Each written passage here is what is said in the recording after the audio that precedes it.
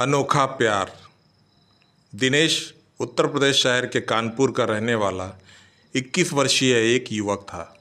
एक बार वह अपने नानी के यहाँ छुट्टियों में पास के ही गांव में घूमने जाता है।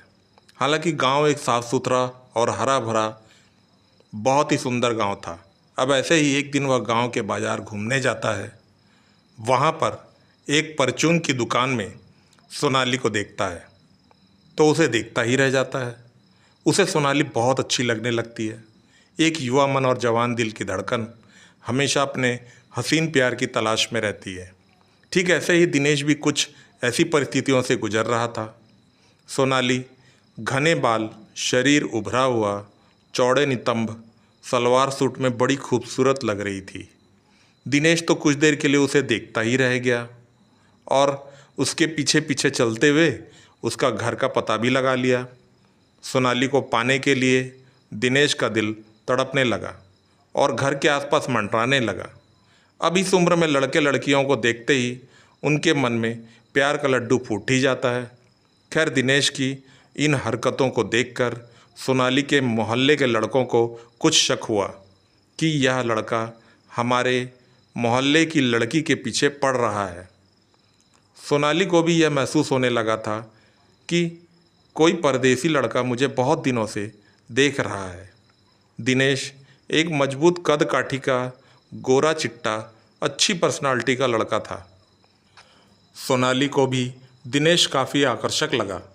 वह अपने घर से 2 किलोमीटर की दूरी पर अपने सहेलियों के साथ में ट्यूशन पढ़ने जाती थी। वह 12वीं की पढ़ाई कर रही थी। रास्ते में एक जगह ऐसी पड़ती थी जहाँ थोड़ा सुनसान रहता था। अब दिनेश मौके का इंतज़ार करता है और उसी सुनसान रास्ते में सोनाली को रोक लेता है और कहता है, सोनाली, मैं बहुत दिनों से तुमसे कुछ कहना चाहता हूँ। लेकिन सोनाली बेहद डर जाती है और सकुचाते हुए तेज़ी से निकल जाती है।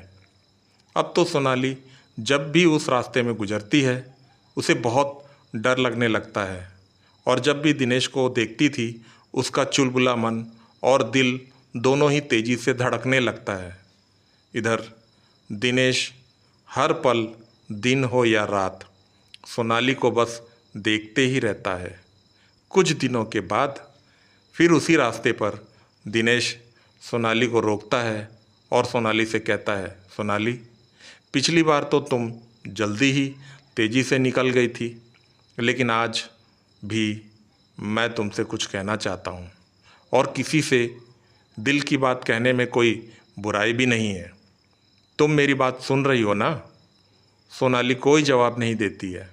दिनेश सोनाली को देखकर कि वह कोई जवाब नहीं दे रही है बिल्कुल तड़प जाता है और चुपचाप एक कागज़ जिसमें आई लव यू लिखा हुआ था सोनाली के हाथ में थमा देता है।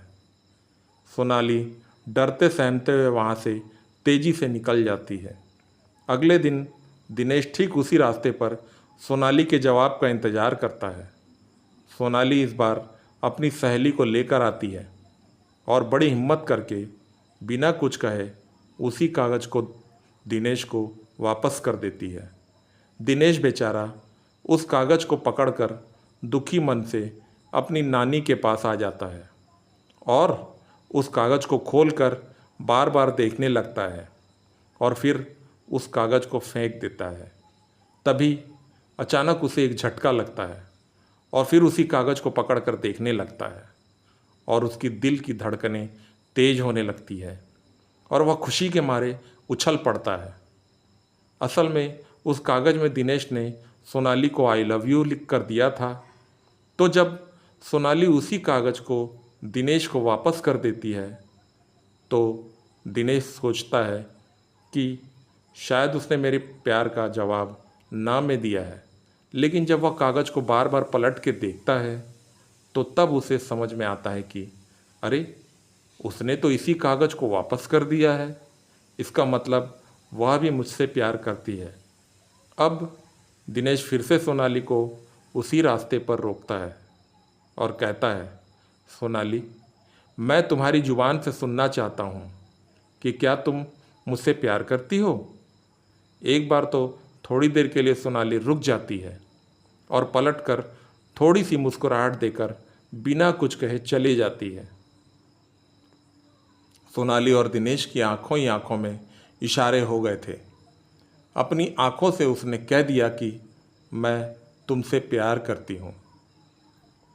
To be continue.